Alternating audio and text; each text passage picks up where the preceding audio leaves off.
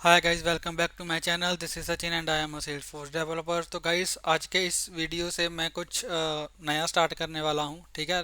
तो सबसे पहले जो अभी तक मैं जो मोस्टली वीडियोस बना रहा हूं वो मैं टेक्निकल वीडियोस बना रहा हूं, राइट। जैसे सेल्सफोर्स के कोई टॉपिक्स को एक्सप्लेन करना, या फिर एपेक्स से रिलेटेड, या फिर एलडब्ल्यूसी से रिलेटेड। ठीक है। लेकिन इस वीडियो से व्हाट आई हैव डिसाइडेड कि मैं करियर गाइडेंस से रिलेटेड भी वीडियोस बनानी स्टार्ट कर रहा हूँ। ठीक है। कि करियर में आपको क्या करना चाहिए, क्या नहीं करना चाहिए। ठीक है। कंपनी स्विच करते टाइम क्या क्या आपको चीज़ें ध्यान में रखनी चाहिए। तो ऐसे कई सारे टॉपिक्स पे आगे वीडियोस आएंगी। ठीक है।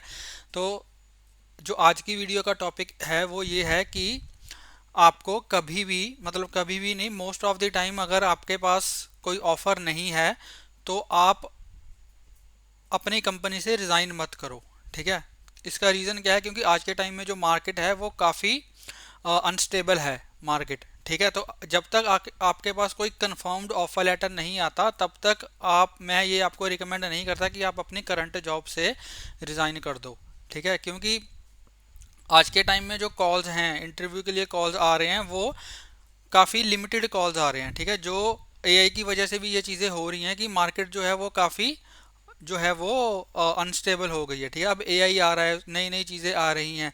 अब उसके अकॉर्डिंग जो मार्केट सेट होने में थोड़ा टाइम लगेगा। ठीक है। मोस्ट प्रोबेबली 1 से 2 साल अभी लगेंगे, क्योंकि जो एआई है वो अभी अभी जस्ट नया आया है। ठीक है। तो उसके अकॉर्डिंग जो जॉब्स हैं वो उसके अकॉर्डिंग सेटल होने में थोड़ा टाइम लगेगा। ठीक है। इसलिए मैं ये नहीं कह रहा आपको कि आपको स्विच नहीं करना है। अगर आपके पास कोई कंफर्म्ड ऑफर नहीं है तो मैं आपको रिकमेंड करता हूँ कि आप जो अपनी करंट जॉब से रिज़ाइन मत करो। ठीक है। तो एक तो ये चीज़ होगी। दूसरी ये चीज़ कि आपके पास कंफर्म्ड ऑफर लेटर होना चाहिए। कंफर्म्ड ऑफर लेटर का मतलब कि मेरे एक रिसेंटली मेरे एक फ्रेंड के साथ हुआ कि उसके उसको एक कंपनी का ऑफर लेटर मिला। ठीक है। तो स्टार्टिंग में जो ऑफर लेटर, जो भी उसकी डिस्कशन हुई थी एचआर के साथ, वो उसको ऑफर लेटर नहीं मिला, उससे थोड़ा कम का उसको ऑफर लेटर मिला। ठीक है। तो उसने एचआर के साथ डिस्कस किया कि this is what we have decided. तो आप, अगर आप मुझे ये इतना पैकेज अगर आप मुझे ऑफर करते हो then I will join you. ठीक है। तो एचआर ने उसको, मतलब जो है वो फॉल्स प्रोमिस करने स्टार्ट कर दिया कि if I have release this offer to you then definitely I will you know share the revised offer letter also with you. तो मतलब एचआर ने उसको कन्विंस कर लिया और एचआर ने उसको फॉल्स प्रोमिस दे के उसको फंसा लिया। कहने का मतलब ये है। ठीक है। तो उसने क्या किया, उसने अपनी करंट जो जॉब है उससे रिजाइन कर दिया।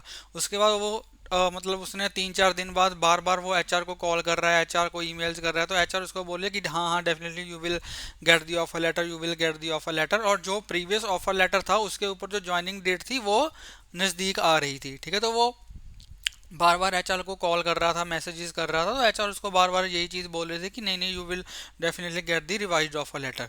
तो जब ज्वाइनिंग से एक दिन पहले उसको एचआर का कॉल आया और एचआर ने उसको बोला कि this was the final offer for you, कि मैंने मैनेजमेंट से डिस्कस किया है और मैनेजमेंट आपको इतना ही ऑफर करने के लिए रेडी है, इससे ज़्यादा मैनेजमेंट आपको ऑफर नहीं कर रही है। ठीक है। तो उससे पहले एचआर ने क्या किया था कि उसको फॉल्स ईमेल्स, मतलब ऐसे ही कोई ईमेल लिख के उसको भेज दी कि this will be your final offer offer letter, और this will be your final offer amount as per our discussion. तो वो थोड़ा ईमेल को देख के भी कन्विंस होगा कि हाँ, अगर इसने मुझे रिटर्न में ईमेल करी है और इसमें अगर ईमेल में ये अमाउंट इतनी मेंशन्ड है तो डेफिनेटली वो उतनी अमाउंट का ऑफर लेटर भी उसको मिल जाएगा। ठीक है। लेकिन ज्वाइनिंग से एक दिन पहले एचआर उसको बोल दिया कि जो ऑफर लेटर हमने आपको पहले रिलीज किया था वही आपका फाइनल ऑफर लेटर है। अगर आप ज्वाइन करना है आपने तो आप उस ऑफर लेटर पे ज्वाइन करो, अदरवाइज आपका फाइनल डिसीजन जो भी होगा आप हमें बता दो। ठीक है। तो उसने क्रॉस क्वेश्चनिंग की कि अगर आपने, मतलब अगर आपके पास अप्रूवल्स नहीं थे तो आपने how you share the false email with me, कि उसमें आपने ऐसे गलत गलत ही कैसे अमाउंट लिख के भेज दी कि I have all the approvals. HR ने उसको ये भी बोला ईमेल पे कि I have all the approvals, you will definitely get the revised offer letter. तो मतलब एचआर ने उसको फंसाया, कहने का मतलब। ठीक है। तो एचआर भी ये चीज़ करते हैं, अगर कैंडिडेट्स जो है वो ज्वाइनिंग से पहले या ऑफर लेटर लेके कहीं और ज्वाइन कर लेते हैं तो एचआर भी ये चीज़ें करते हैं। ठीक है। तो एचआर भी कोई सीधे बंदे नहीं है, अगर एचआर कैंडिडेट्स को गालियां देते हैं तो एचआर भी खुद भी ये चीज़ें करते हैं। तो वो फॉल्स कमिटमेंट करते हैं, सारे नहीं कह रहा मैं, लेकिन कुछ एचआर्स होते हैं, जैसे मेरे फ्रेंड के साथ हुआ। तो क्या हुआ कि उसको फिर उसी ऑफर पे उसको जो है वो ज्वाइन करना पड़ा, जो कि कुछ ज़्यादा खास अच्छा ऑफर नहीं था। जो भी उसका प्रीवियस ऑफर था उससे सिर्फ 10 to 15% ही वो इंक्रीज था, तो उसके पास कोई और ऑफर था नहीं। ठीक है। तो इसलिए उसको उस ऑफर लेटर पे ज्वाइन करना पड़ा। तो ये ऐसी चीज़ें होती हैं। तो इसलिए मैं आपको कह रहा हूँ कि जब तक आपके पास फुल एंड फाइनल जो भी आपकी डिस्कशन हुई है एचआर के साथ, अगर आपको वो फुल एंड फाइनल जब तक आपके पास वो ऑफर लेटर नहीं आता, तब तक आप अपनी करंट जॉब से रिज़ाइन मत करो। ठीक है।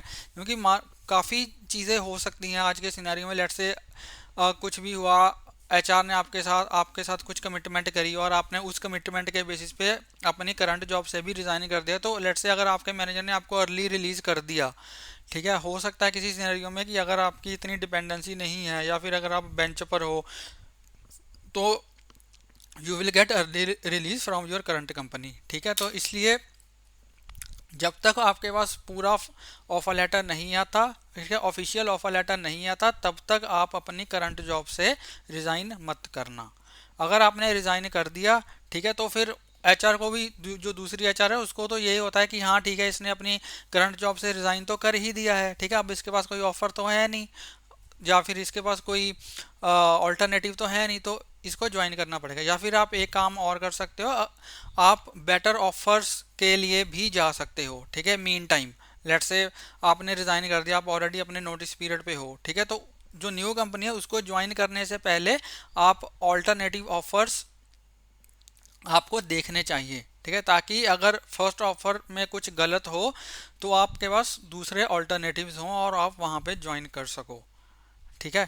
तो इस टाइप की नॉलेज जो है वो मैं आगे के वीडियोस में भी आपके साथ शेयर करूंगा, और चीज़ों पे जो नॉलेज है वो शेयर करने की कोशिश करूंगा जो I have learned from these past 5 years। ठीक है। तो मैं ये नहीं चाहता कि जो भी प्रॉब्लम्स मुझे हुई हैं या फिर जो मैंने दूसरों की प्रॉब्लम से सीखा है वो और किसी को प्रॉब्लम्स आए। तो definitely I will try my best to share this type of information. ठीक है।